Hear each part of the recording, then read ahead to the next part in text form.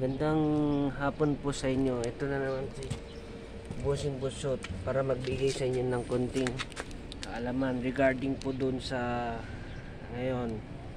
Ito po ipapakita ko po sa inyo kung paano maglinis o mag-repair ng cover ng sasakyan.